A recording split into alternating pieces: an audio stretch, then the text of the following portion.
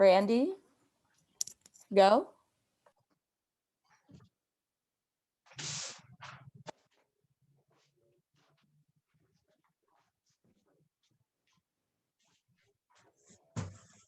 Once upon a time, no, this is no fairy tale. On a bright day in the middle of the night, no. It certainly matches the contradictory nature of the play, but still just not quite right. Oh, let us start in a direct manner, shall we? Good evening and welcome to Refashion. Refashion is a fiction and as such can be considered historical record. Refashion. R-E, according to the Oxford English Dictionary, means as a matter of referring to, about, and concerning. So let us then consider what refashion is about. Our play was adopted from Fashion, written by actress and playwright Anna Cora Mowatt. It premiered in New York City in 1845. Drawing from European comedy of manners, this play concerns the family of Mr. Anthony Tiffany, a New York City textile merchant, his fashionable wife, Mrs. Elizabeth Tiffany, and their adopted daughter, Seraphina. These two women serve as satiric portraits for the mid 19th century affinity for French customs, or shall I say French costumes, as a means of masking your true customs. See, if Mrs. Tiffany believes that if it is French, it is fashionable. And if it is fashionable, it is for Mrs. Tiffany. American made. What is that?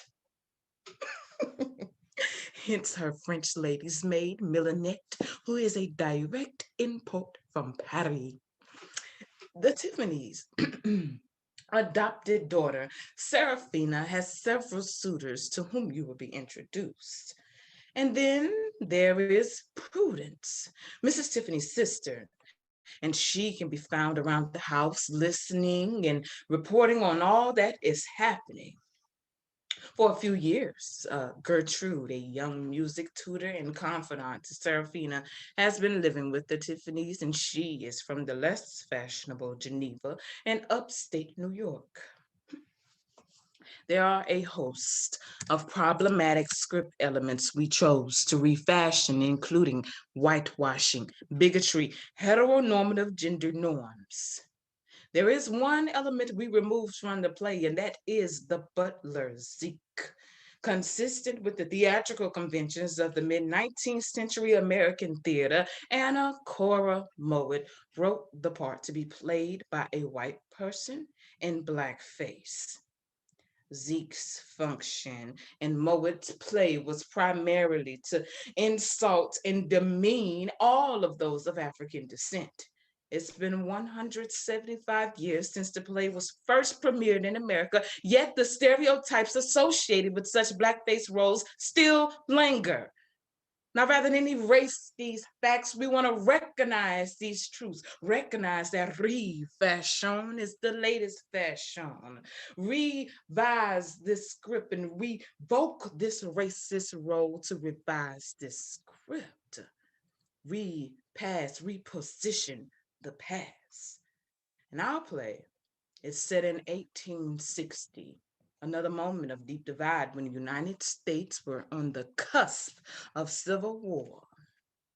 Now, we are here in part two, re-examine those traditional ways of retelling history, rework, revoke, refashion. R-E is also a prefix meaning back as in retell and again as in recall. Is history a truthful narrative or a fictional story? How is history refashioned and by whom? Well, consider how the casting plays a part in how we retell the story.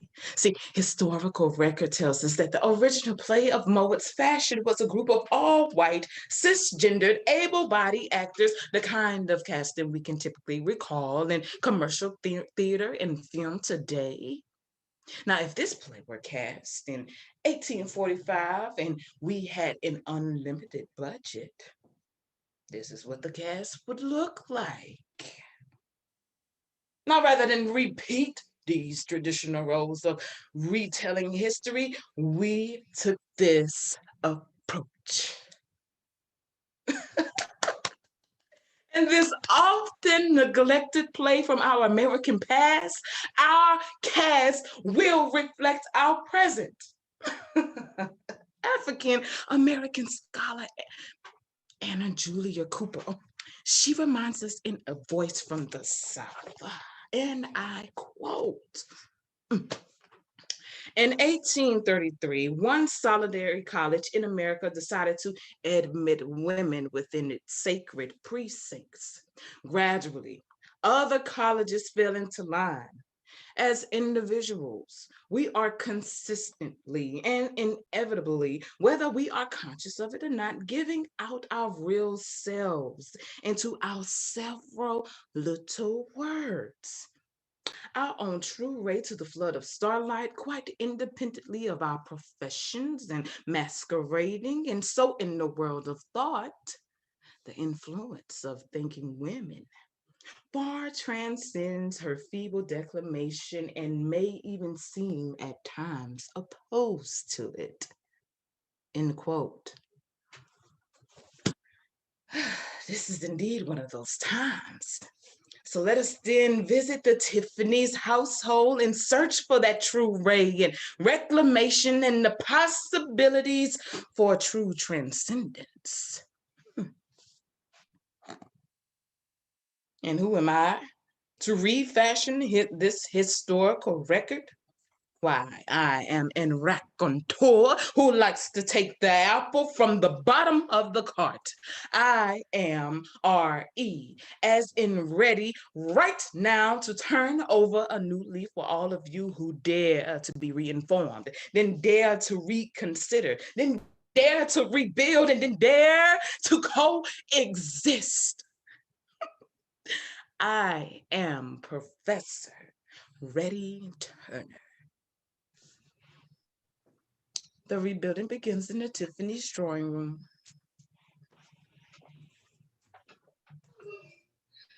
Is everything in order to receive Seraphina's callers, Millinette? Oh, very elegant indeed. There's an elegant look about this furniture, an air of le mode and lutte bourgeoisie. Perfectly bewitching, is it not so, Millinette? Oui, madame. But where is Miss Seraphina? It is 12 o'clock and our visitors will be pouring in and she has not made her appearance. Oh, but I hear nothing is more fashionable than to keep people waiting. None but vulgar persons pay any attention to punctuality. Is it not so, Millinette? Great persons do love to make little persons wait. This mode of receiving visitors upon one specified day of the week is the most convenient custom. Saves the trouble of keeping the house continually in order and of always being dressed. I flatter myself that I was the first to introduce it amongst the New York elite. You are sure this is strictly a Parisian mode, Millinette? Strictly le mode du Paris. Ooh, this girl is what her weight in gold. Millinette, how do you say armchair in French? Fauteuil. Fauteuil. Ooh, so bourgeoisie. There is something about our American words that are decidedly vulgar. Fauteuil. How refined. Madame has one charmant pronunciation. Do you think so, Millinette? Well, I believe I have. But a woman of refinement and of fashion can always accommodate herself to everything foreign. The language lessons with Monsieur Comtois has made me quite at home in the court language of Europe.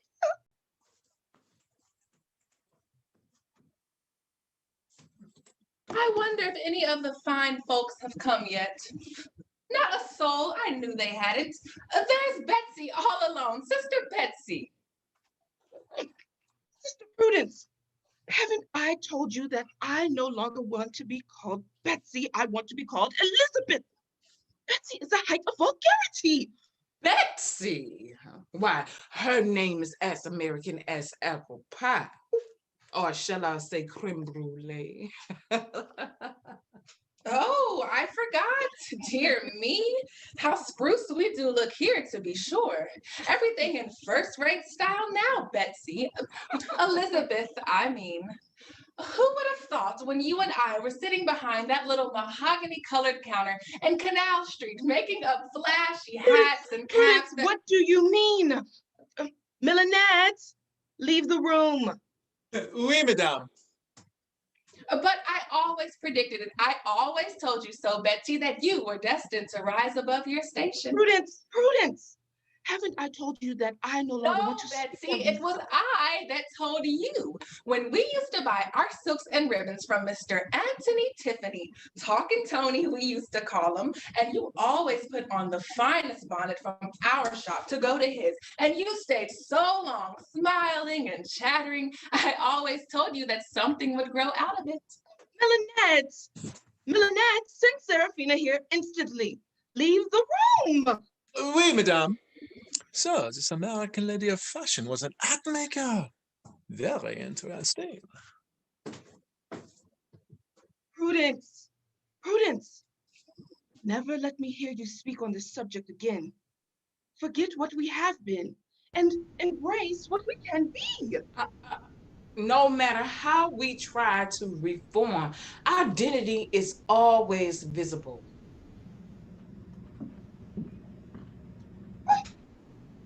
Seraphina, my dear, how bewitchingly you look. Does Millinette say that that headdress is strictly Parisian? Oh yes, Mama, all the rage. They call it a lady's tarpaulin, and it is the exact pattern of the one worn by Princess Clementina at the last court ball. Now, Seraphina, my dear, don't be too particular with gentlemen's not eligible.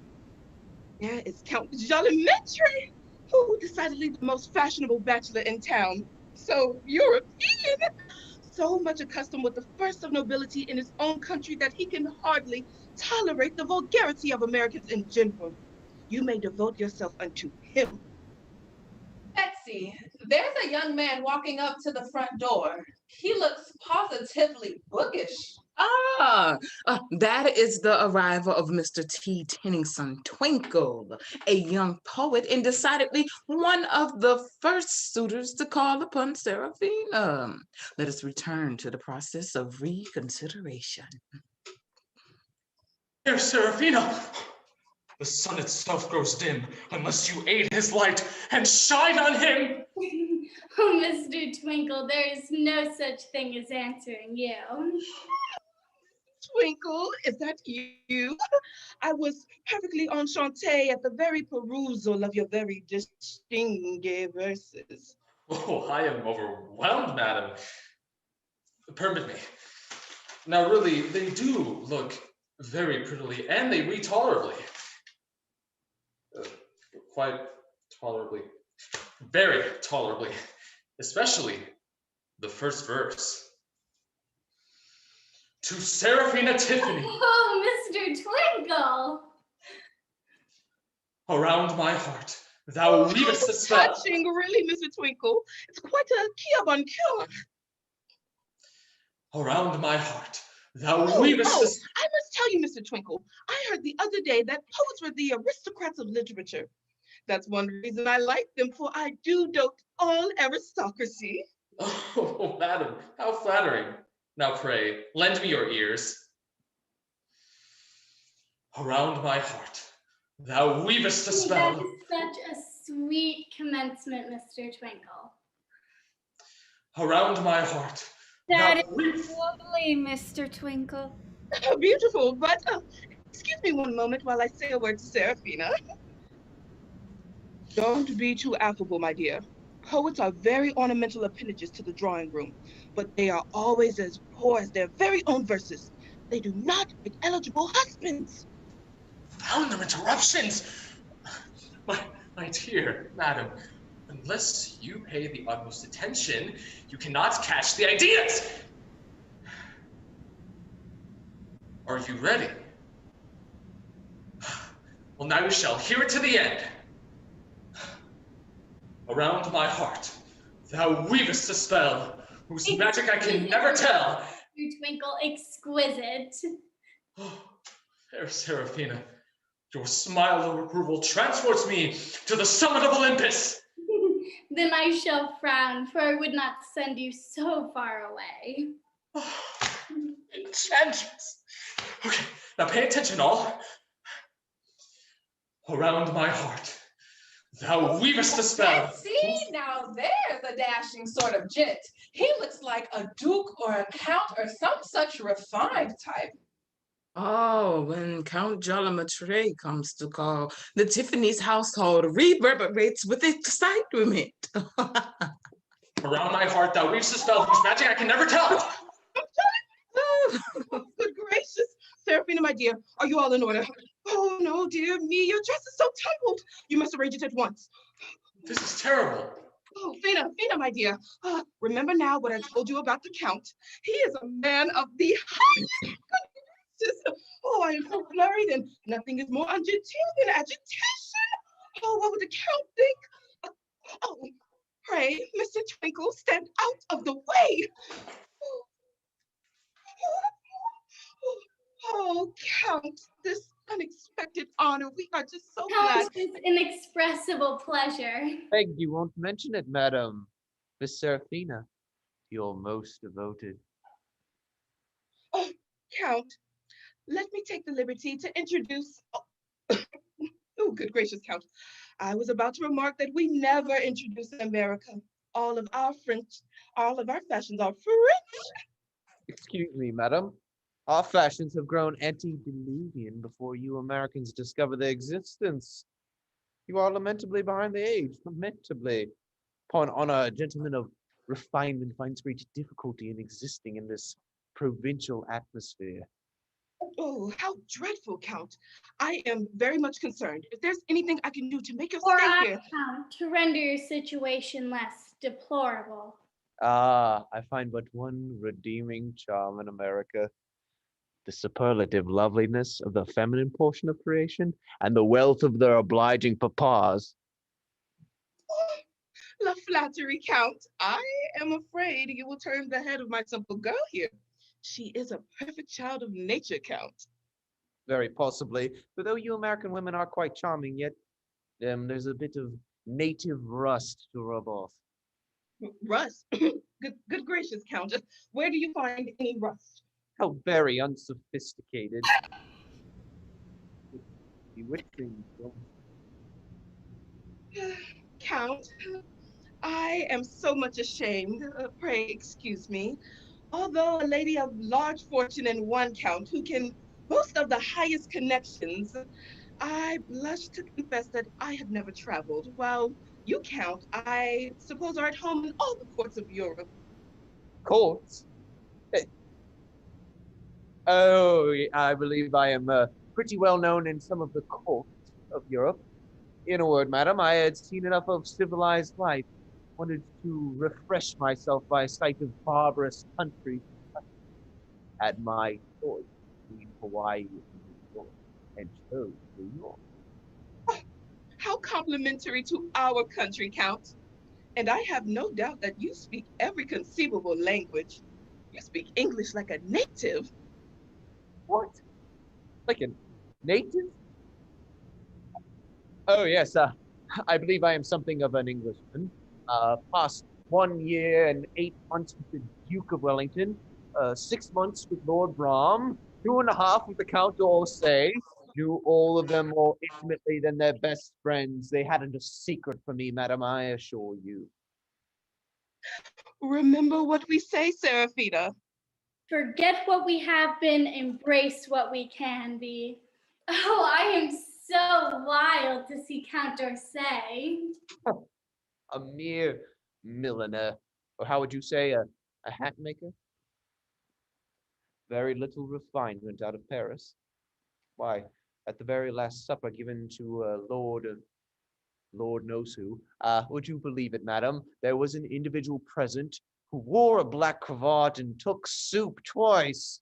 How shocking! The sight of him would have spoiled my appetite.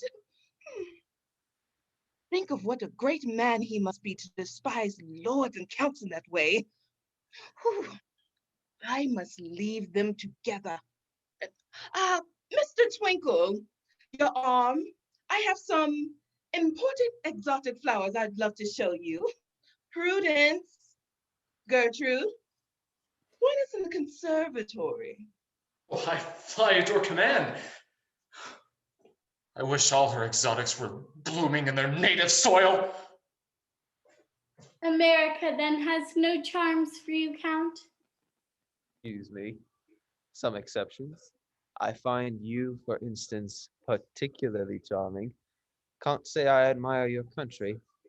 If you had ever breathed the exhilarating air of Paris, ate creams at Tortoni's, dined at the Cafe Royale, or in London, driven a couple of lords and a duchess through Hyde Park every day, you would find America insupportable. Not while there was a count in it. Oh my, who is that farmer type man walking up to the front door? Oh, this one is lamentably behind the age for sure. Lamentably. Decidedly not a suitor, but an old friend to Mr. Tiffany.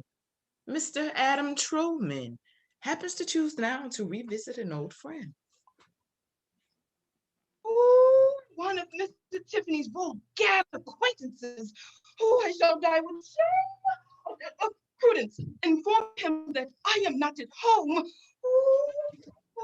did the Count think? I am ready to sing. Not at home. I'll not be left waiting. This is important. Where's this woman that's not at home in her own house? May I be shot. I shouldn't think she'd ever feel at home in such a showbox as this. What a plebeian old-looking farmer. Sir, how dare you intrude yourself into my parlor? Do you know who I am, sir? You are in the presence of Mrs. Tiffany, sir. Anthony's wife, eh? Well, now I might have guessed that, for I see you make it a point to wear half your husband's shop upon your back. Well, no matter, that's being a good helpmate, for he carried the whole of it once in a pack upon his own shoulders. Now you bear a share. How dare you, you share, ignorant fool! You're speaking of somebody else. What will the Count think? I thought folks in the city had better manners. This is a civil welcome for your husband's old friend, and after my coming all the way from Scranton, Pennsylvania. How shall I get rid of him? I hope that is not Gertrude in that ornate headwear. Sir, I have you know that. Seraphina, my child, walk with the gentleman into the conservatory. Count Jalomaitre, pray make due allowance for the errors of this rustic. Count, I assure you that he is not usually here on. She calls that critter with a shoe brush over his mouth a count? To look at him, I would have thought he was a tailor's walking advertisement. Where did you say you belong, my friend? Dug out of the ruins of Pompeii, eh? I belong to a land in which I rejoice to find that you are a foreigner. What a barbarian. He doesn't understand the honor I'm doing his country. Pray, madam, is it one of the aboriginal inhabitants of the soil? To what tribe of Indians does he belong? Does he carry a tomahawk? Something quite as useful, do you see that? Oh dear, I shall fret. Oh, Millinette, bring me my other fan. Oh. Sir, I am shocked at your plebeian conduct. This is a gentleman of the highest, sir. Millinette, what is the matter? Nothing, madam. Nothing. Only nothing at all. Why, don't be afraid, girl. Did you never see a live count before? He's tame. I dare say your mistress there leads him about by the ears. Oh, this is too much. Millinette, send for Mr. Tiffany instantly. Oh, my old friend. Where is he? Take me to him. I long for one more hearty shake of the hand. Yes, it's a counting house, monsieur. Shake of the fist, you mean? If I don't make him shake his in your face, you low ou de shame. No matter, we'll see. Oh, Count, honor me by joining my daughter in the conservatory. I will return immediately. What a Jezebel! These women always play the very devil with a man, but yet I don't believe such a damaged bale of goods as that has smothered the heart of little Antony. This way, sir. S'il vous plaît. S'il vous plaît. We'll see what fashion has done for him. Mrs. Tiffany and Serafina only have eyes for fashion. And that is clear in Count Jalamatre. He reeks of fashion. But this Truman speaks his mind without hesitation. Unwelcoming or refreshing, we shall see. We recede to the Tiffany's counting house ahead of Mr. Truman. Oh, there's Mr. Tiffany. He's fretting over a pile of papers. His confidential clerk Snopson rejoins him. Mr. Tiffany, a word with you, if you please, sir. Speak on, Mr. Snopson, I attend. What I have to say, sir, is a matter of the first importance to the credit of the concern. The credit of the concern, Mr. Tiffany. Proceed, Mr. Snopson. Sir, you've a handsome house, a fine carriage, servants, everything first rate. Well, sir. My salary, Mr. Tiffany. It has been raised 3 times within the last year. Still, it is insufficient for the necessities of an honest man. Mark me an honest man, Mr. Tiffany. Honest. What a weapon he has made of that word. Enough. Another 100 shall be added. Does that content you? There is one other subject which I have before mentioned. Your adopted daughter. What's stopping you from letting the folks at home know at once that I am to be the groom? Villain! And must the only seal upon this scoundrel's lips be placed there by the hand of my daughter? Oh, well, sir, it shall be as you desire. And Mrs. Tiffany shall be informed of your resolution? Yes. Enough said. That's the ticket. The credit of the concern is safe, sir. How low I have bowed to this insolent rascal. To rise himself, he mounts on my shoulders, and unless I can shake him off, he will crush me. Here I am, Antony. I told you I'd pay you a visit in your money-making quarters, but it looks as dismal in here as a cell in the state's prison. Oh, a state prison? Oh, you are facetious. For the life of me, I can't see anything so amusing in that. I should think the state's prison repugnant lodgings. And you laugh, man, as if you fancied yourself there already. What is the meaning of that ill-sounding laugh? This fashion worship has made heathens and hypocrites of you all. I have lived in your house only 3 days, and I have heard more lies than were ever invented during a presidential election. We were exceedingly happy to welcome you as our guest, sir. You? Happy? Antony, your furrowed brow tells quite another story. It's been many a long day since you were happy at anything. You look as if you'd melted down your flesh into dollars and mortgaged your soul in the bargain. See me, man. 52 last August. Strong as a hickory and every whit as sound. Yes, I take the greatest pleasure in remarking at your superiority, sir. No man takes pleasure in remarking in the superiority of another. Why the deuce can't you speak the truth, man? But it's not the fashion, I suppose. I have not seen one frank, open face since... Well, there's that girl, Gertrude, who is trying to teach your daughter music. But Gertrude was bred in the country. Oh, a good girl, Gertrude. My wife and daughter find her very useful. Useful? You must have a queer notion of use, but come, Cheer up, man. I hear you're making money on the true American high pressure system. All sound, I hope. Nothing rotten at the core. Oh, sound. Quite sound. Well, that's pleasant, though I must say you don't look very pleasant about it. My dear friend, although I am solvent, I may say perfectly solvent, yet the fact is you could be of some assistance to me. That's the fact, is it? I'm glad we've landed on one fact at last. Well, what's that? Another one of those ill-sounding laughs. Who's that? My confidential clerk. Confidential.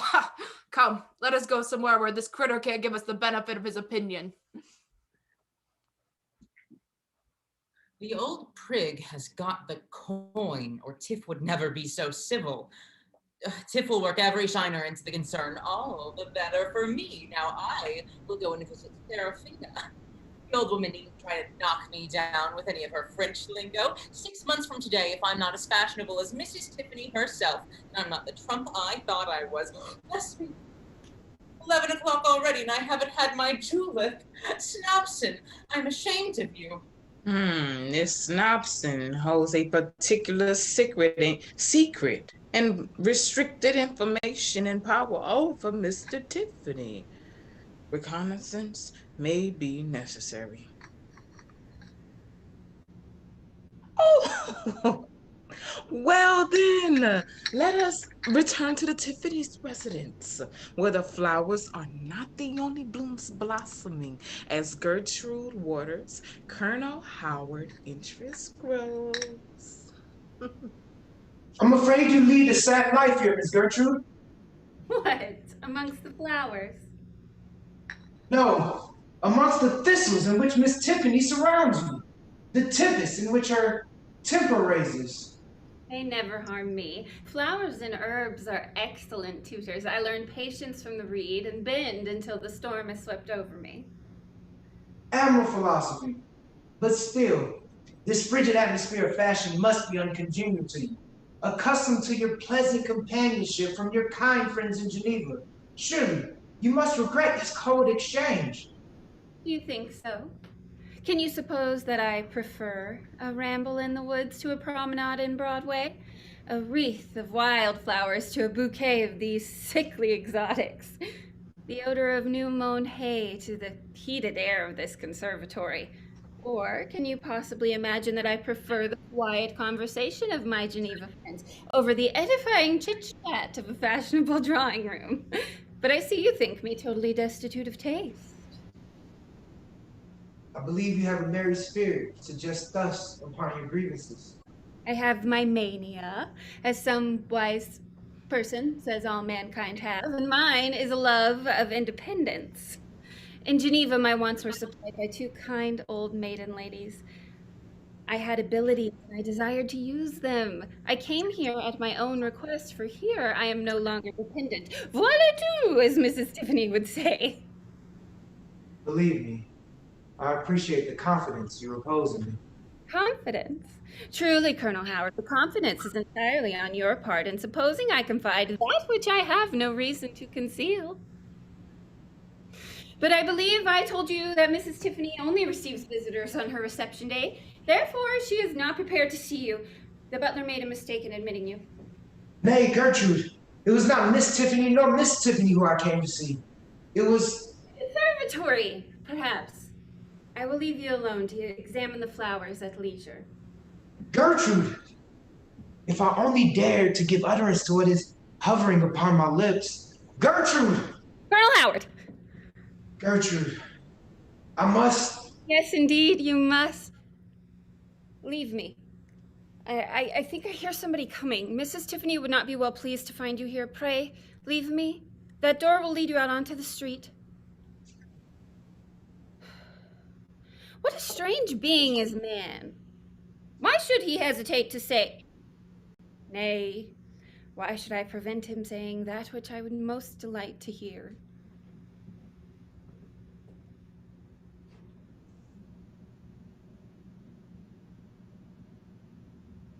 There she is. Bewitching little creature.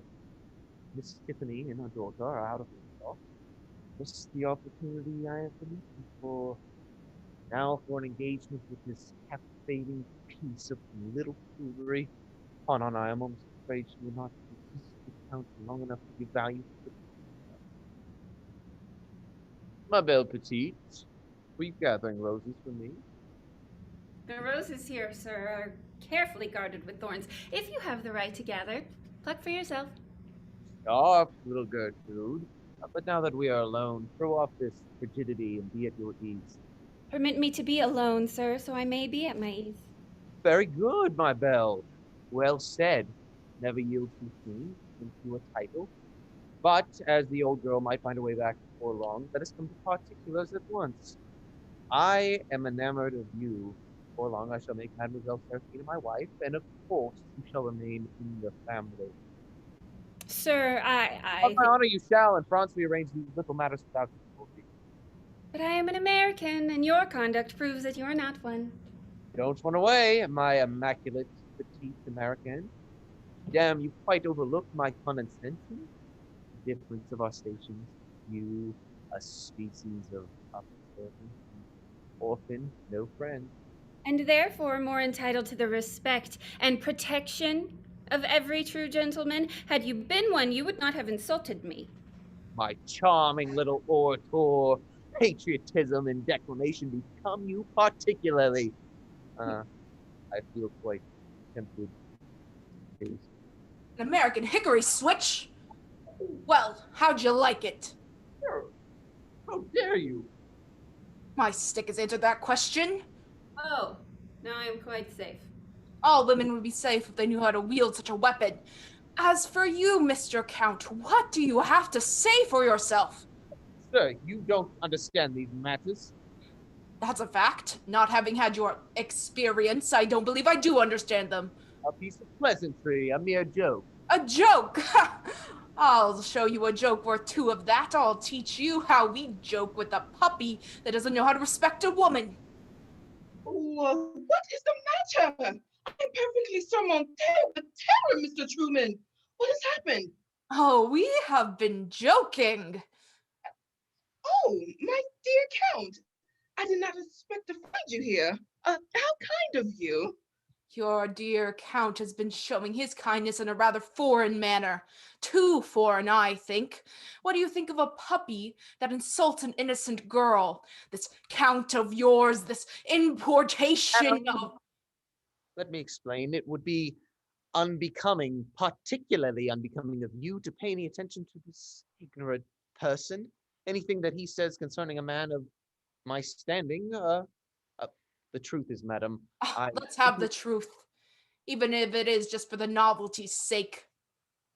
You see, madam, hoping to obtain a few moments in private conversation with Miss Serafina, and knowing her passion for flowers, I found my way to your very impressionnant conservatory. Does you great credit, madam.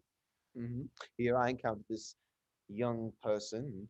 She was inclined to be talkative, so I indulged her with a few common phrases. What passed between us was mere harmless badinage on my part. You, madam, so conversant with our European manners, you are aware... I comprehend you parfaitement, my dear Count. I am shocked at the plebeian forwardness of this conceited girl. Count Puppy, did you ever keep a reckoning of all the lies you told in an hour? It is a man of rank whom you are addressing, sir. A rank villain, Mrs. Anthony Tiffany. A rich one he would be if he had as much gold as he had brass. Pray, pardon him, dear Count. He knows nothing of etiquette. He's beneath my notice. I tell you what, the sight of him discomposes me. I feel quite uncomfortable. Let us join your charming daughter. I can't do you the honor to shoot you, sir. You are beneath me. A nobleman can't fight a commoner. Goodbye, old Truepenny. I am insensible to your insolence. You won't be insensible to a cowhide in spite of your nobility. The next time he practices any of his foreign fashions on you, Gertrude, you'll see how I'll wake up his sensibilities. I do not know what I should have done without you, sir. Yes, you do. You know you would have done well enough. Never tell a lie, girl, not even for the sake of an old man. When you open your lips, let your heart speak. Gertrude, I hear that you have no mother. Oh, no, sir. I wish I had. So do I. Heaven knows, so do I. And you have no father, Gertrude. No, sir. I often wish I had. Don't do that, girl. Don't do that. Wish that you had a mother, but never wish that you had a father again.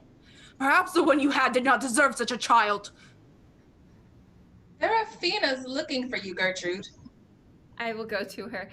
Mr. Truman, you have my gratitude.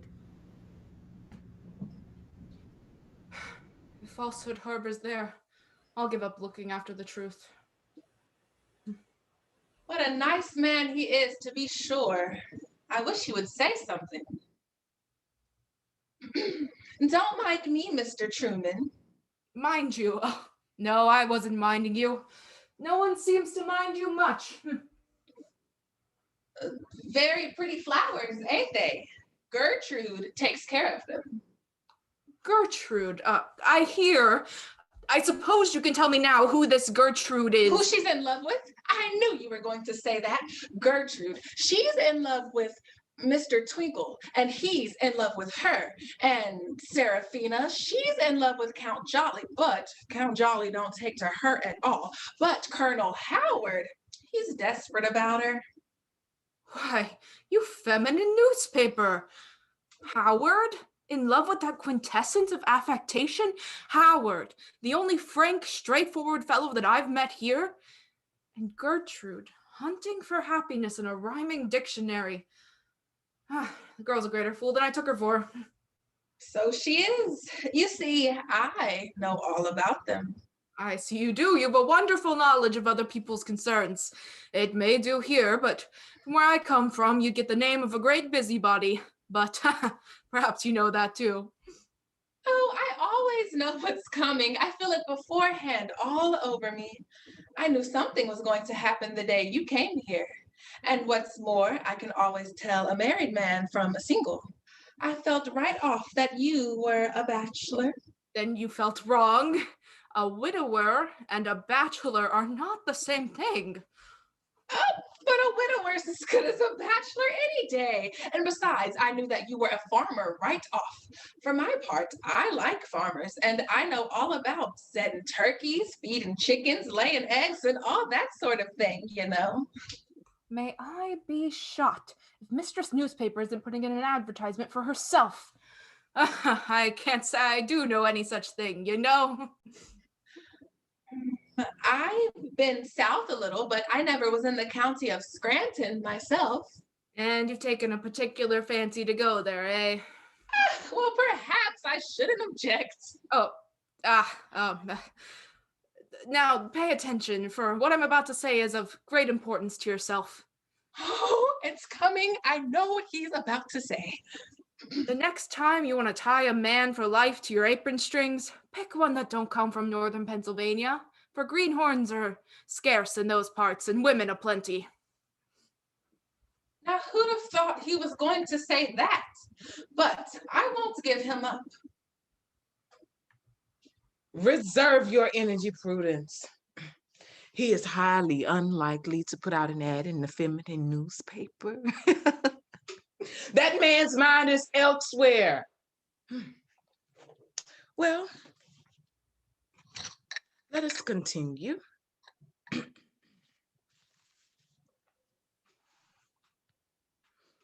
We move ahead to the Tiffany's household. And, oh, what is that I hear? More bills? More spending? Sounds like a disagreement. This extravagance will ruin us, Mrs. Tiffany. Your stinginess will ruin us, Mr. Tiffany. There is a certain display that every woman of fashion is forced to make. It was for fashion's sake that we bought this expensive house. It was for fashion's sake that you ran me in debt at every extravagant furniture warehouse in the city. What was the occasion of these very mal-apropos remarks, Mr. Tiffany? Merely because I requested a paltry $50 for a new style of headdress? Oh, time was, Mrs. Tiffany, when you manufactured your own French headdress. Mr. Tiffany, nothing is more positively vulgaire, more uncapitalistic than any allusion to the past. Forget what we have been and embrace what we can be, my dear. Why, my dear, I thought that capitalists lived principally upon the past and traded in the market of fashion with the bones of our ancestors for capital. Mr. Tiffany, I desire that you read the science of etiquette and learn how to conduct yourself, especially before I throw the grand ball, which I shall give on Friday. Oh, confound your balls, madam! They make footballs of our money while you dance away all that we are worth. A pretty time to give a ball when you know that we are on the very brink of bankruptcy. So much the greater reason that nobody should suspect our circumstances, or you will lose your credit at once. Just at this crisis, a ball is absolutely necessary to save your reputation. I'm sure I've done all I could to gratify you. There's that vulgaire old torment Truman. Haven't I been civil to him? Well, civil to his wealth, Mrs. Tiffany. I told you he was a rich old farmer, the friend of my brother, my own benefactor, and I had reason to think he might assist us in our present embarrassments. Your civility was bought, and like most of your own purchases, have yet to be paid for. And will be, no doubt. Mr. Truman is insupportably indecorous. He has insulted Count Charlemagne in the most outrageous manner. If the Count was not so deeply interested, so enthusiastic with Serafina, I'm sure he would never honor us with his presence again, my dear. Oh, well, that's so much the better. He shall never marry my daughter. I'm resolved on that.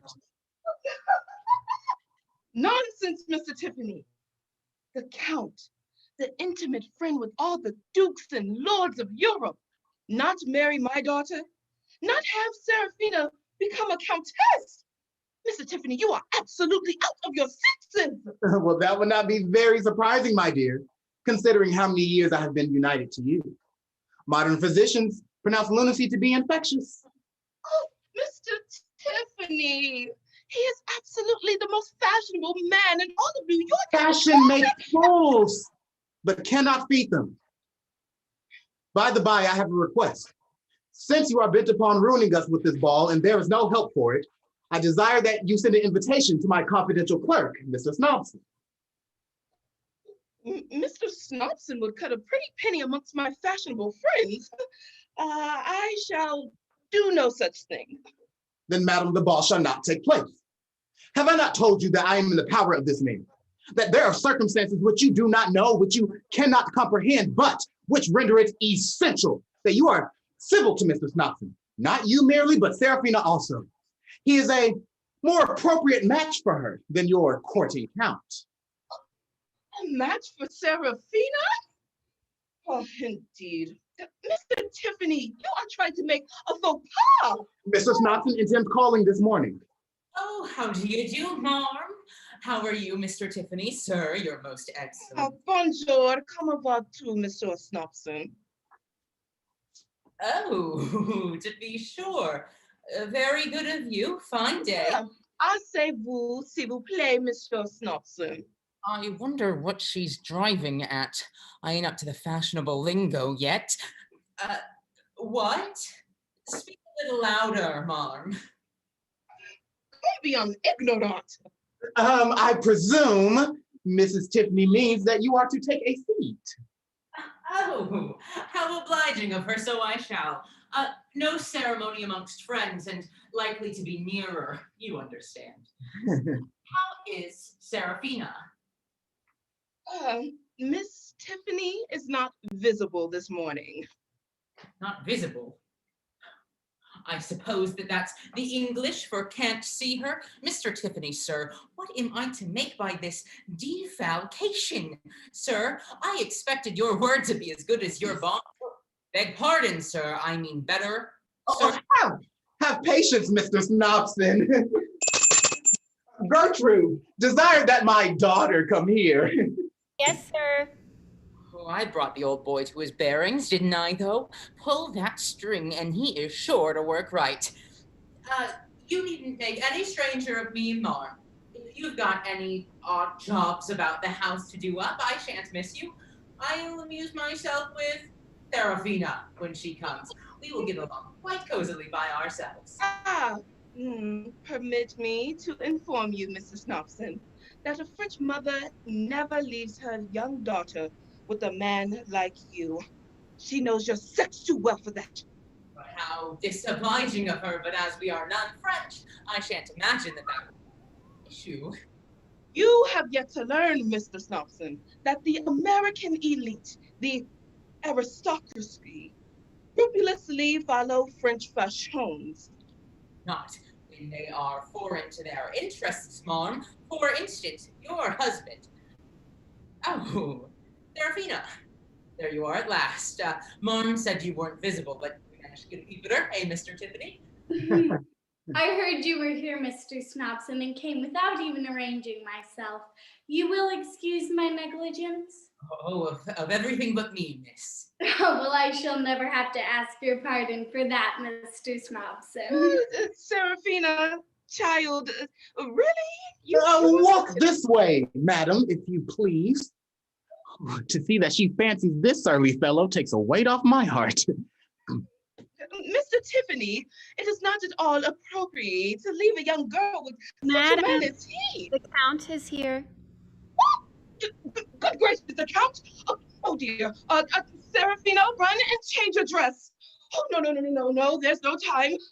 Mr. Snobson, get out of the way, will you? Oh, Mr. Tiffany, what are you doing at home at this hour anyway? Oh, my dear Count, I am overjoyed at the very sight of you, Count. Flatter myself you'd be glad to see me, madam. No, it was not your jour de reception. Oh, but for you, Count, all days. You are welcome here at all days, Count. So. Miss Tiffany, on my honor, you're looking beautiful. Count, flattery from you's the highest. Nothing but what etiquette requires, Mr. Snobson. Your worthy papa, I believe. Sir, you are most obedient. I hope we will have the pleasure of seeing you Friday evening, Count. Really, madam, my engagements so numerous, and you Americans take offense so easily. But Count, everyone expects you at our ball.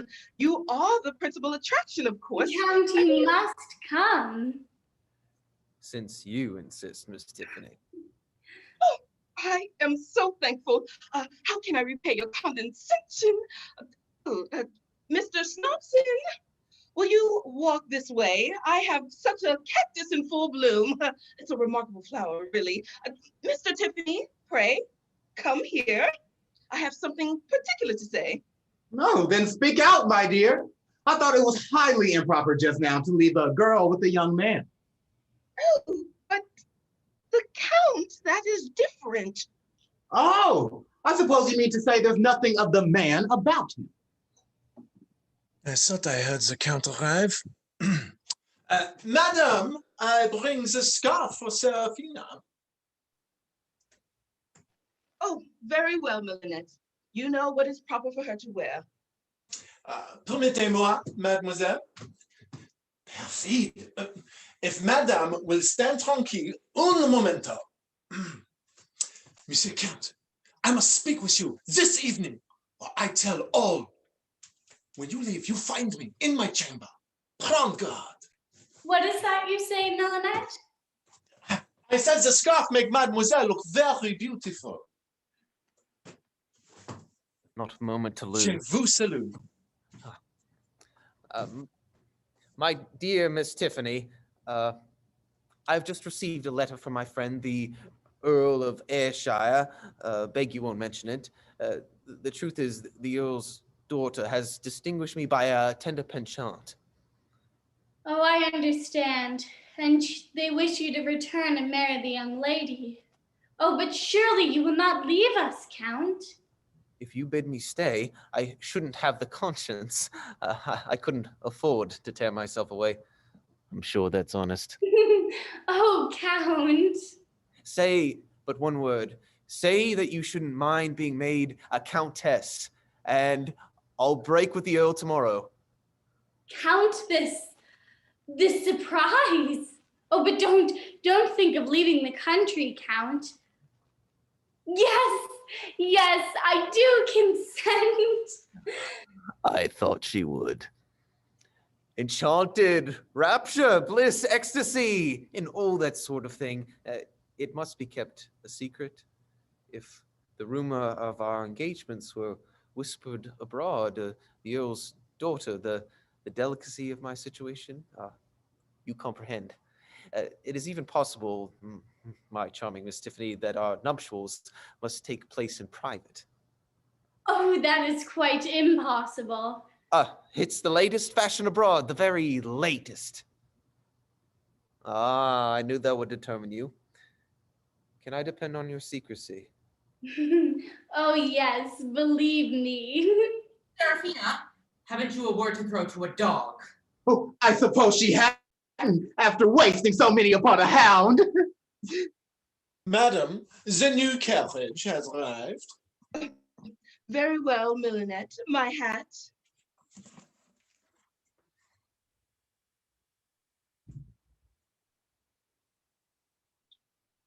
Count, my daughter and I are about to take an airing in our new voiture. Will you honor us with your company? Madam, I have the most pressing engagement, a letter to write to my friend, the Earl of Ayrshire, who is at present residing in the Isle of Skye. I must bid you good morning. Good morning, Count. Good morning, Count. I'm quite at leisure, Marm. Books balanced, ledger closed, nothing to do all the afternoon. Come, Serafina, come. But Marm, I was saying, Marm, I'm quite at leisure. Not a thing to do, have I, Mr. Tiffany? Serafina, child, let us be off. Oh, Mr. Snobson. Bonsoir. Swear. Mr. Tiffany, sir, am I to be fobbed off with a bonsoir? Damn it, I will swear.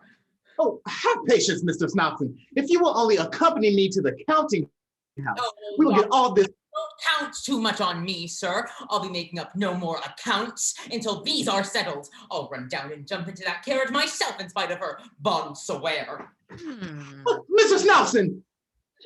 Mr. Snobson! Oh. This Snobson remained demanding, and the Count surreptitiously proposed to Serafina. The deepest layers revealed threads to follow. Well, let us continue. As prearranged, Millinette receives the Count, and their rendezvous takes place in her chambers. I have set the butler to watch for him. He promised to come so soon as Madame's voiture drives from the door. If he does not come, but he will, he must.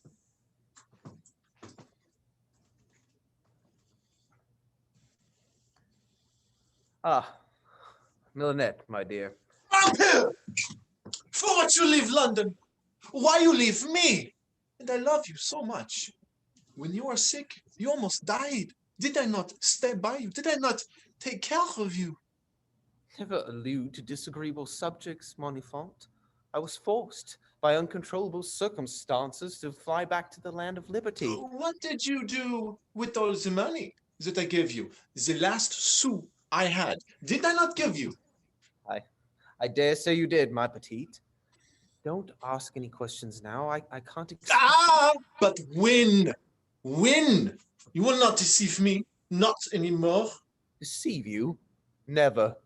I will tell you when we shall meet. This Friday, Madame give one grand ball. You will come, sans doute. Then, when the supper is served, you steal away and you find me here in my chamber, and you give me one grand explanation. Friday night, while supper is serving, parole d'honneur, I will be here. and I will explain everything. My sudden departure from London, my countship, everything. Now let me go. If any of the family should discover us, we would not... More than you think it advisable for them. Mademoiselle Gertrude! Charming Gertrude, nothing is more natural than the situation in which you find me. I'm inclined to believe that, sir. Oh, my honor, that's not fair. Here is Millinette will bear witness to what I'm about to say. I have not the slightest doubt of that, sir. Oh, my honor, that's not fair. You see, Millinette happened to be lady's maid in the family of the Duchess of Abercorn, and I chanced to be a particular friend of the Duchess. Very particular, I assure you. Of course, I saw Millinette, and she saw me. Oh, oui, madame. I saw quite a lot of him. Well, it is a remarkable fact that being in correspondence with this very Duchess at this very time, That is sufficient, sir. I am already so well acquainted with your extraordinary talent for improvisation that I will not further test. Mademoiselle Gertrude, do not betray us. Have pity. Silence, Millinette. My word has been doubted. The word of a nobleman. I shall inform my friend, Mrs. Tiffany. This young person. His own weapons alone can foil this villain. Oh, Count! Perhaps the least said about this matter, the better. Oh, she's coming around. Couldn't resist me. Charming, Gertrude. What? What is that you say? My sweet, adorable Millinette. Hold your tongue, will you? I will not. If you do so, look at her from out your eyes one more time. I will tell all. I can never manage two women at once. Jealousy makes the dear creature so spiteful. The only valor is in flight. Gertrude, I must bid you good morning. Millinette, morning fall. Adieu. Wait, I have one more word to say to you. Stop! Stop! Friday night, while supper is serving, he is to meet Millinette here and explain... What? This man is an imposter. His insulting me, his familiarity with Millinette, his whole conduct prove it. If I tell Mrs. Tiffany this, she will disbelieve me, and one word may place this so-called Count on his guard. To convince Serafina would be equally as difficult, and her rashness and infatuation may render her miserable for life, and me a governess in the Count's household. No, we shall be saved.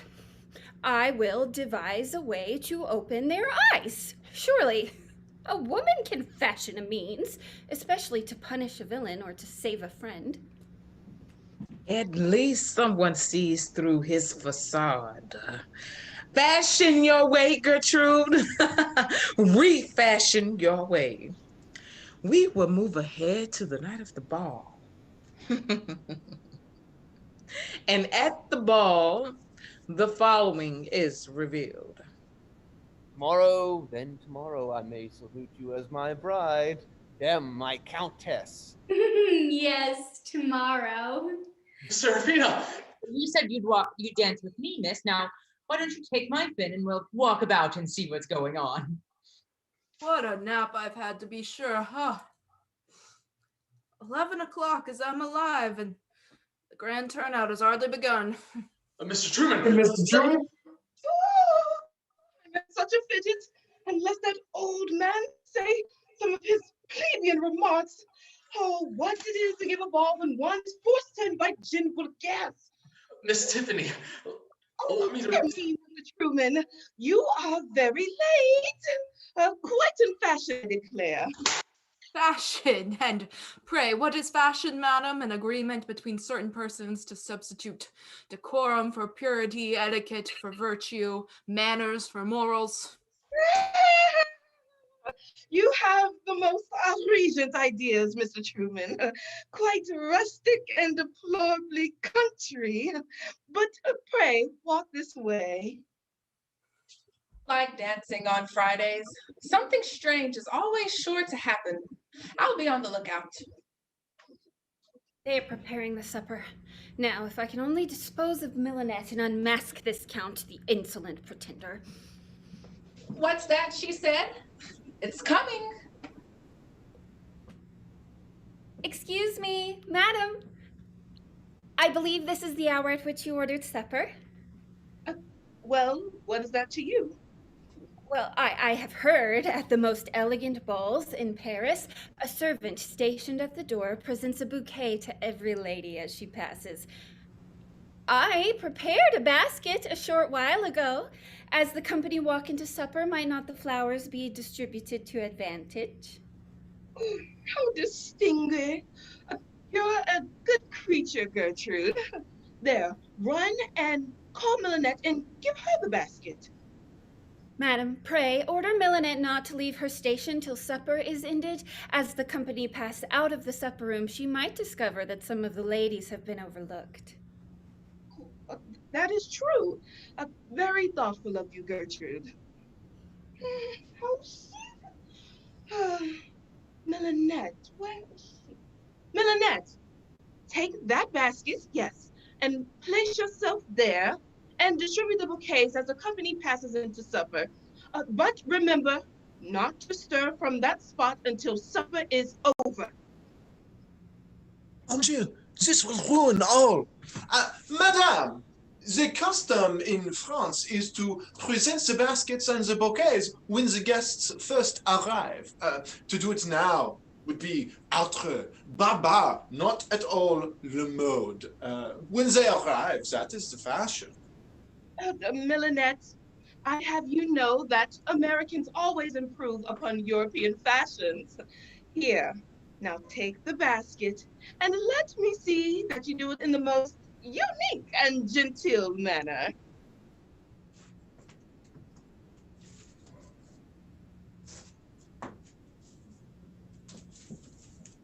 Gertrude. You might want to enlist from our community of observers. Come. Please, you out there, go into the supper room and whisper to the Count that all is ready and he must make his appointment without delay. What can she want of the Count? I always suspected that, Gertrude, because she is so merry and busy. Mr. Truman thinks so much of her, too. I'll tell him this. There's something wrong, but it all comes of giving a ball on a Friday. How astonished dear old Truman will be when he finds out how much I know.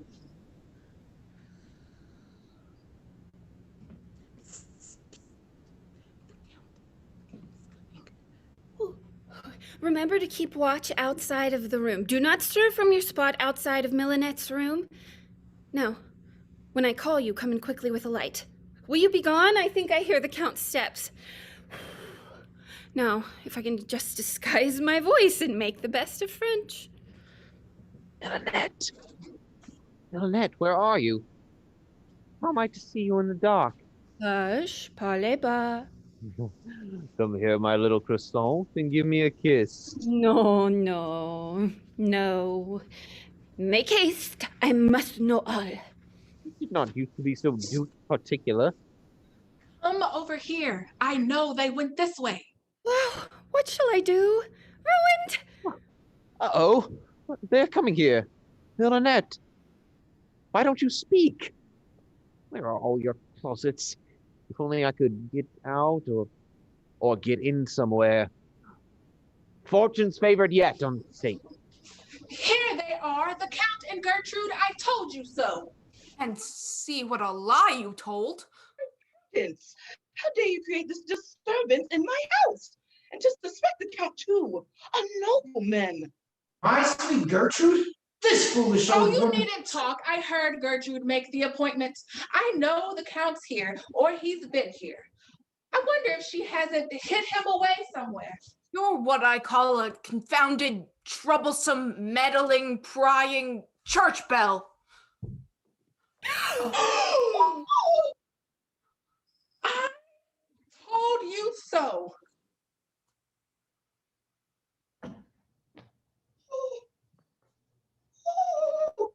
Lightning. You depraved little minx! Gertrude, no, this must be some horrid mistake. The villain, I'll hunt the truth out of him if there is any. Mr. Count, you first acquainted with my stick a few days ago. I think it's time you were better known to each other. Madam, my dear madam, keep off that old ruffian and I will explain. Madam, with your knowledge of European fashion, your European refinement. Count! I hope it ain't a French custom for nobility to shut themselves up in the dark with young women. Who think such things dreadful in America? Damn. Hear what I have to say, madam. I am perfectly innocent in this affair. Upon my honor, I am. That young lady shall inform you that I am so herself. Madam, I was summoned here, malgré moi, and not knowing who I was to meet, You well know who you were on your way to. Did you summon him here, Gertrude? I did, but he was coming here. Here, madam. I won't believe it, I can't. Mrs. Tiffany, Mr. Truman, if you'll but have patience, I can explain. Patience? You have taken from an old man something greater and dearer than his patience. The one bright hope of 25 years of self-denial. Gertrude, get out of my house. You low Audaché. You ruined it. You will corrupt all of my family. Never let me see your face after tomorrow. Pack. Gertrude, I have striven to find some excuse to doubt, to disbelieve, but this is beyond all endurance. I could not come before. Mon Dieu, what does this mean? Silence, fool, you will ruin everything. I will explain tomorrow. Madam, let me conduct you back to the ballroom. You see, I am quite innocent in this matter. A man of my standing. Oh, you comprehend the whole affair. I will speak to this count tomorrow. Mr. Truman, I beseech you, I insist upon being heard. I claim it as a right. Right? How dare you have the face, girl, to talk of rights? You had more rights than you thought for, but you have forfeited them all. All right to love, respect, protection, and not a little else that you don't dream of. Go. I'll leave for Scranton tomorrow. I've seen enough of what this fashion business can do. Dear man, how he takes on. I'll go and console him. This is too much. How heavy a penalty have my exploits cost me. The Colonel's esteem, my home, my... Is that music? They are dancing. And I should be weeping. If pride had not sealed up all my tears. In order to create coexistence, one must first hone the acts of listening, seeing, and considering from another's point of view. When we began this play, we were in search of transcendence and the possibilities of reclamation. Now that we near the end of this play, reconsider what led to this moment.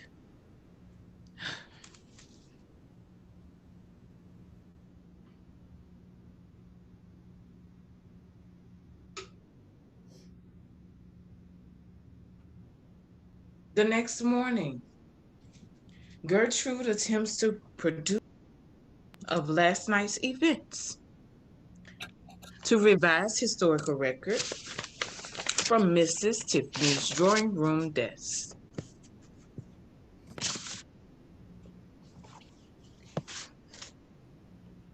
How can I write to them? What shall I say? How can they comprehend the motives for my actions? I have no time to lose. I have to prepare them for my return. What a true pleasure there is in daring to be frank. Not so frank either. There's one name I cannot write.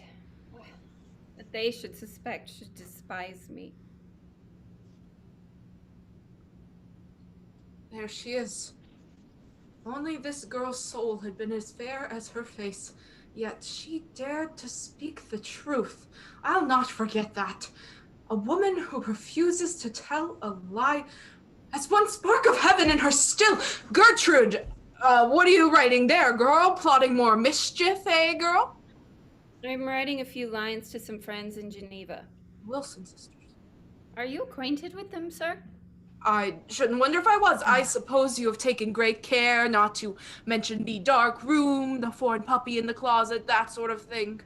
I have no reason for concealment, sir, for I have done nothing of which I am ashamed. I can't say much for your modesty. I shouldn't ask you to say more than I deserve. There's a bold minx.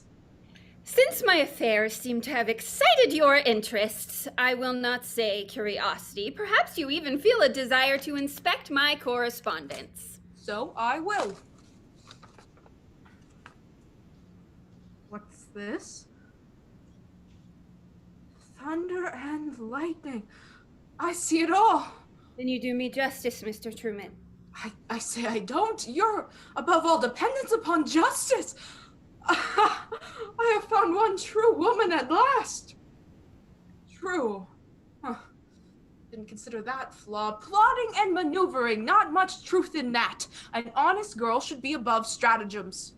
What other actions could I have taken? My motive was good. Your actions must be good as well as your motives. The plan was an imprudent one, but I could not devise any— I hate devising. Give me a woman with the firmness to be frank. Give me a man with the ability to listen without jumping to conclusions. Oh, where's your dear Mr. Twinkle? I know all about it. Can't say I admire your choice in a husband, but there's no accounting for a girl's taste. Mr. Twinkle? Indeed, sir, you are quite mistaken. No, really? Then you're not taken with him? Not even with his rhymes. Hang that old mother metal much prudence! What a fool she has made of me! So then you're quite free, and I may choose a husband for you myself? Heart whole, eh? I trust there is nothing unsound about my heart. I tell you, an evasion is a lie in contemplation. Out with the truth. Is your heart free or not? Nay, sir, since you demand an answer, permit me to demand by what right you ask the question. Colonel Howard. Gertrude, I've come to bid you farewell. Tomorrow I resign my commission and leave this city. I wanted to say goodbye, even after last evening. What the plague have you got to say about last evening? Mr. Truman. What do you have to say to this girl at all? It's Tiffany's precious daughter that you're in love with. Miss Tiffany? Never. Ah, that lying old newspaper. I see how it is. So you won't marry Serafina. Then whom do you choose to marry? I shall not marry at all. You won't? You don't mean to say that you don't like Gertrude? Mr. Truman, it may have been wrong to boast of my good nature, but do not presume too far upon it. You like frankness, Mr. Truman, so therefore I will speak plainly. I have long cherished for which a dream I was rudely awakened last evening. And that's what you call speaking plainly. Well, I differ with you, but I can guess at what you mean. Last night, you suspected Gertrude there of what no man shall ever suspect her of again while I'm above ground. You did her an injustice. It was a mistake. There. Now that matter's settled, go and ask her to forgive you. First you accused me, and now you are my defender? I think you forget to whom you dictate, Mr. Truman. So you won't beg her pardon? I shall not at any man's bidding. Now, I'm not a man to brook an insult, but we'll not quarrel in the presence of the lady. Oh, won't we? I don't know that. And pray, Colonel Howard, desist. Mr. Truman, for my sake. Colonel Howard, if you will read this letter, it will explain everything. You don't deserve an explanation. Didn't I tell him it was a mistake? Refuse to beg your pardon. I'll teach him. You were no better a few moments ago. Gertrude, I've wronged you. Oh, you'll beg her pardon now. Gertrude, I fear that everything You that has... needn't. She'll forgive you. You don't know these women as well as I do. Enough moral proselytizing, Mr. Truman. You need lessons in listening. Let us continue for results and perhaps revisions.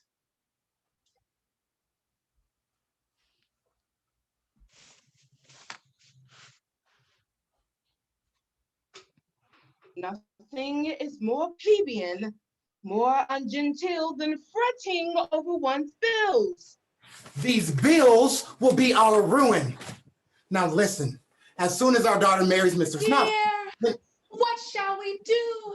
Such a misfortune, such a disaster. Oh dear, oh dear. What's the matter now, Prudence?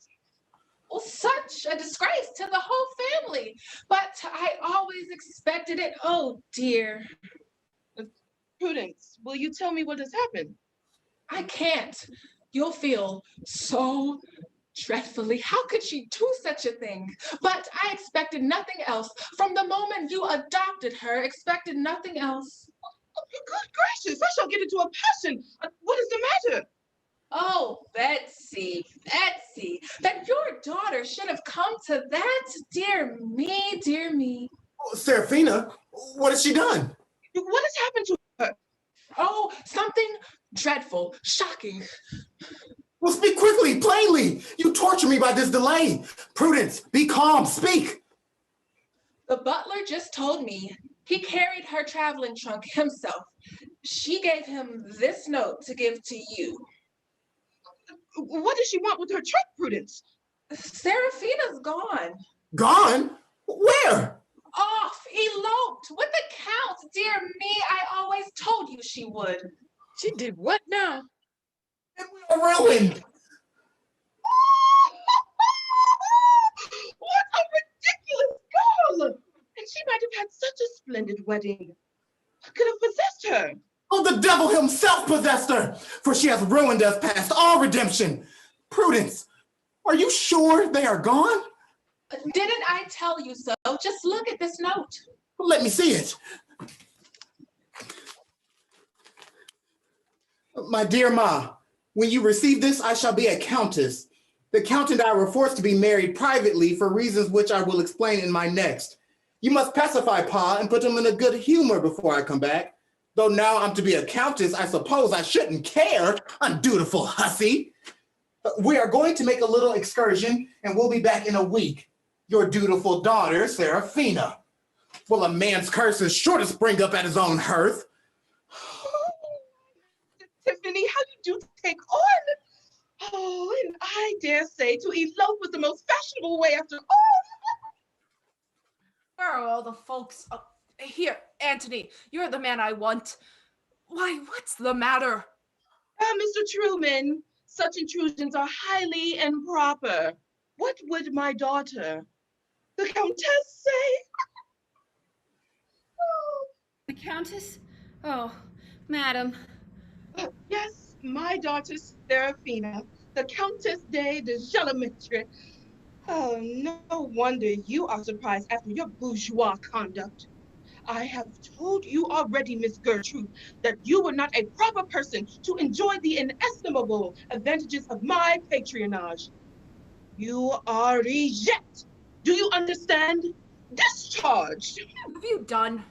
Very well, it is my turn now.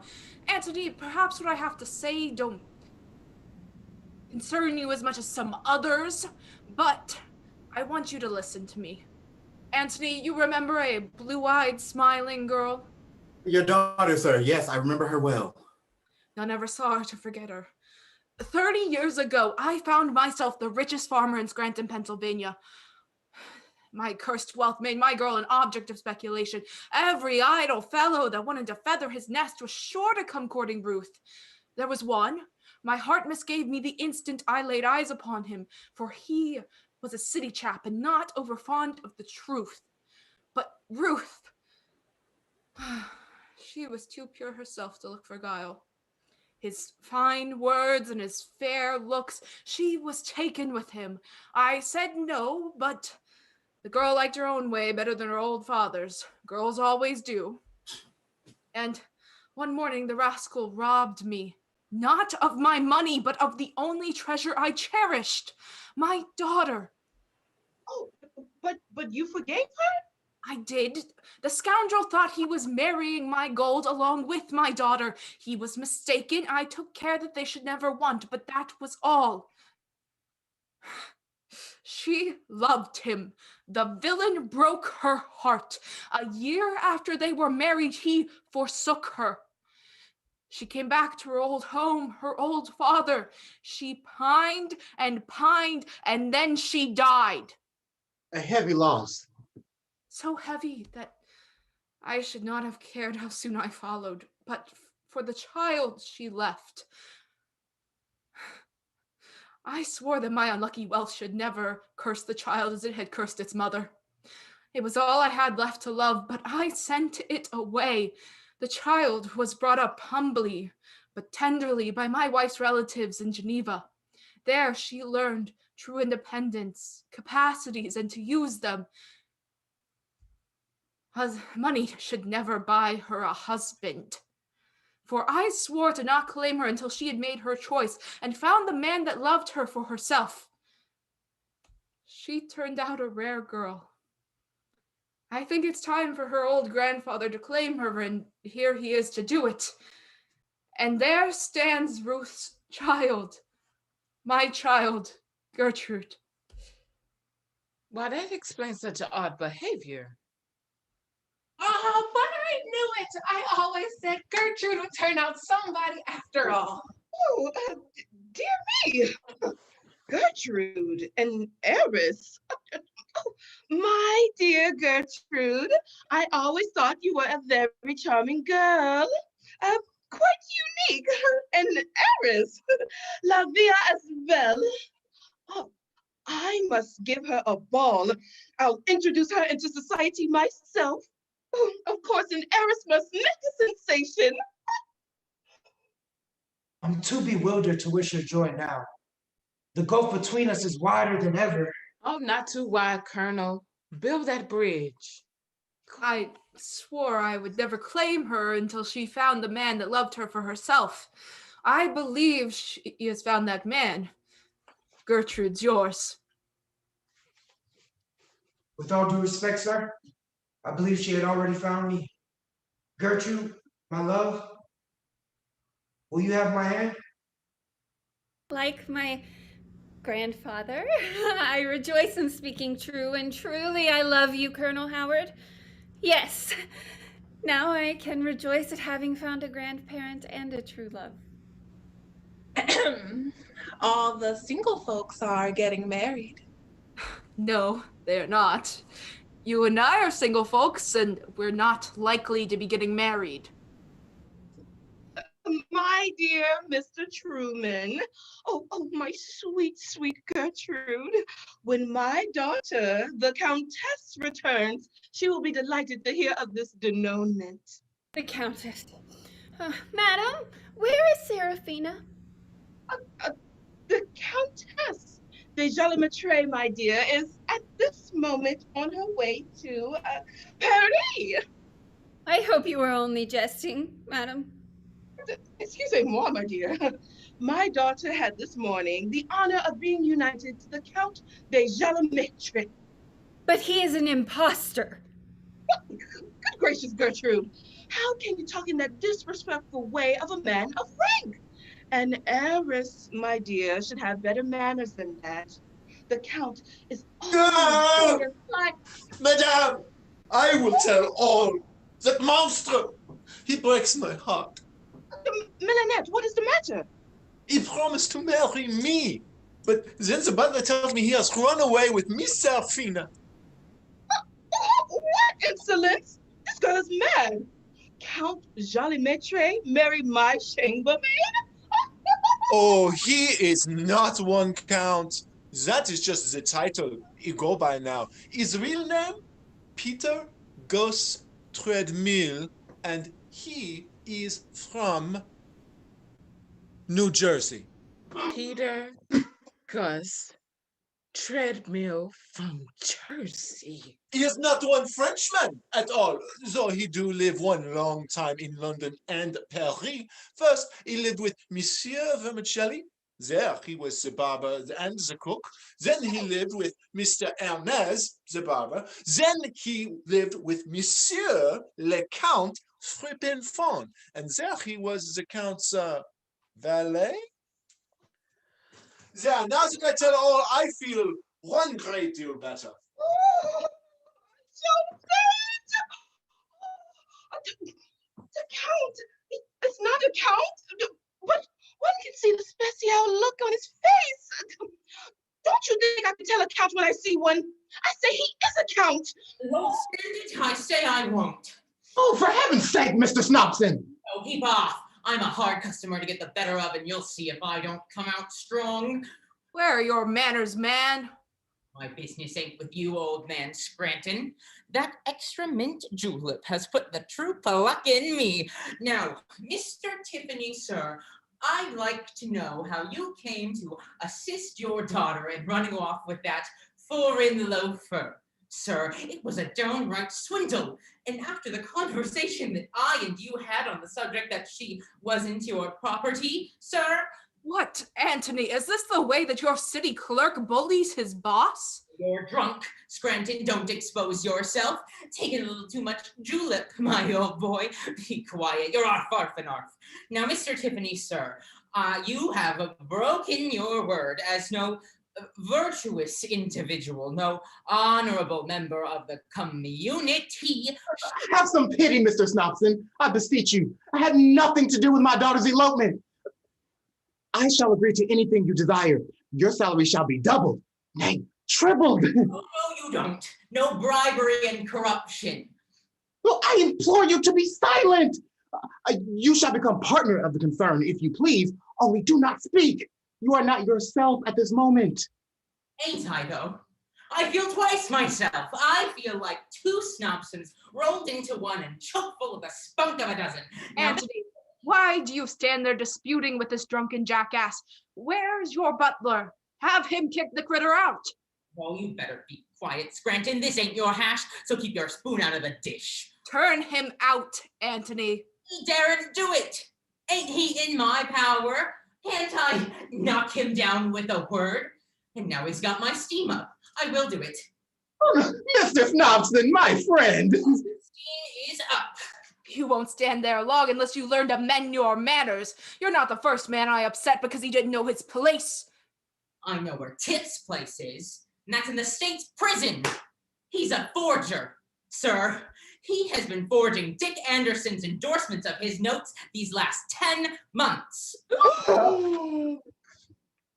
He's got a couple in the bank that'll send him to the wall anyhow if he can't make a raise. Now you know what he's worth.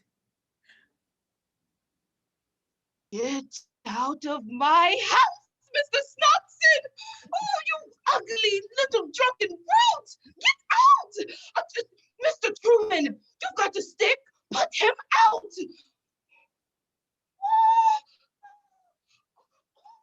Oh, here is the Countess! Oh.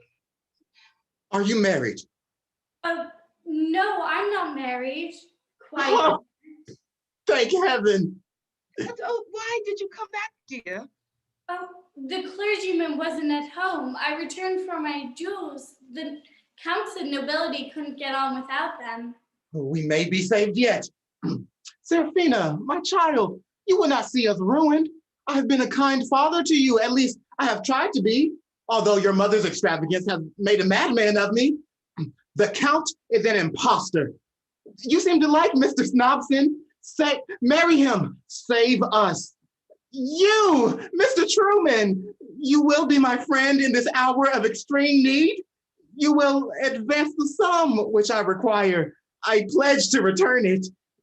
Oh, my wife, my child, who will support them where oh, the thought makes me frantic. You had a child yourself. I did not sell her. Shame on you, Antony, to put a price on your family. Save me, for my brother's sake.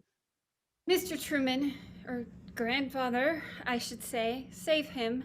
Do not embitter our happiness by allowing this calamity to fall upon another. Enough.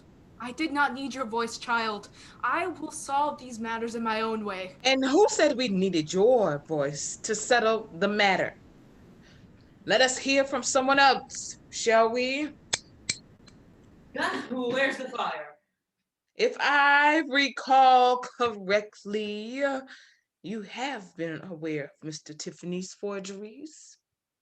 I'm not sure who you are, but you've hit the nail. Old chap saw that I was up to him 6 months ago, left off throwing dust into my eyes, but I know. Oh, he did? He did. He made no bones of forging Anderson's name at my elbow. Forged at your elbow? You saw him do it? I did. Repeatedly? Repeatedly. Then you rattlesnake, if he goes to the state's prison, you'll take up your quarters there too.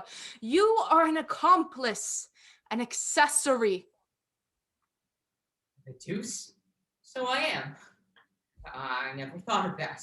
I must make myself scarce. Tiff, I say Tiff, that drunken old rip has got us in his power. I say let's give him the slip and be off.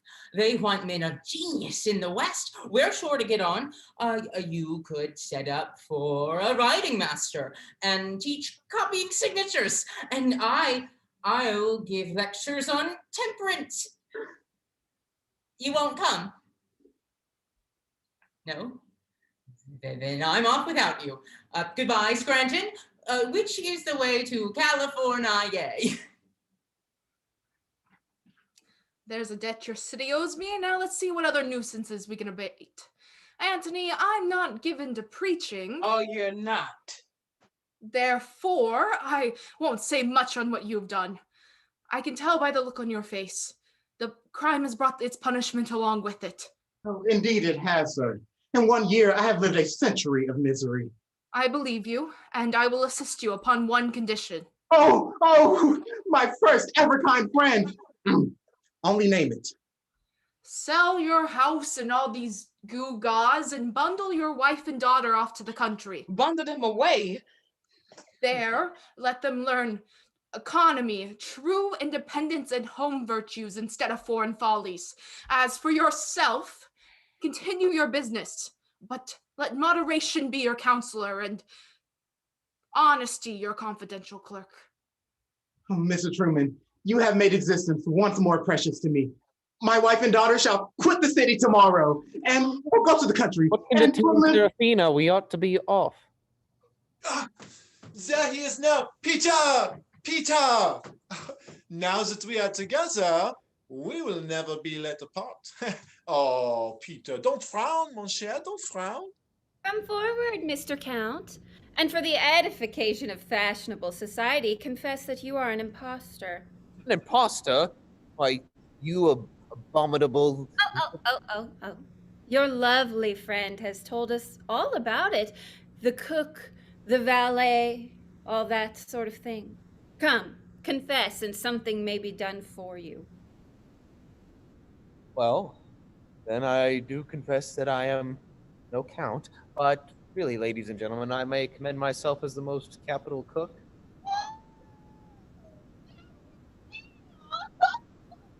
Oh, Ma! Count, Peter, promise me to call upon the whole circle of your fashionable acquaintances and in your cook's attire, and tomorrow I will set you up in business. Better to turn stomachs than turn heads.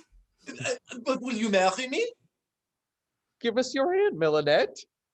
Oh, I hope you will pardon my conduct, but I learned that in America... What have you learned, Mr. Peter Gus Treadmill?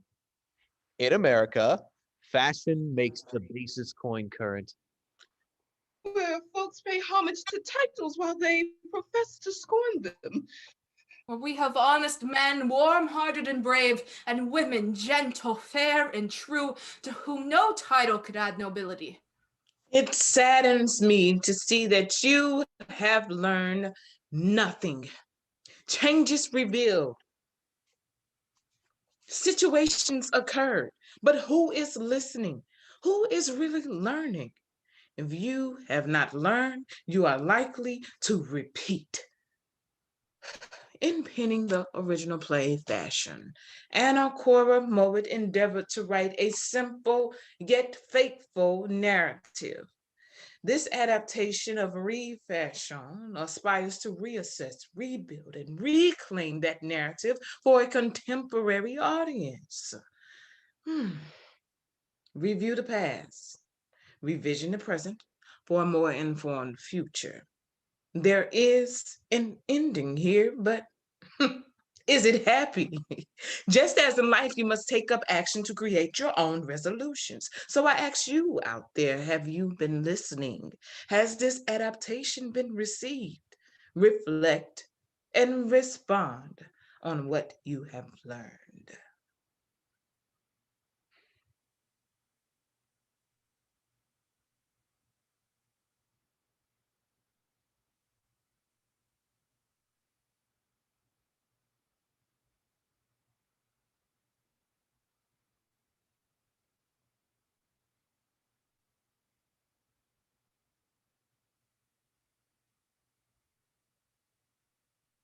You're good. You're good.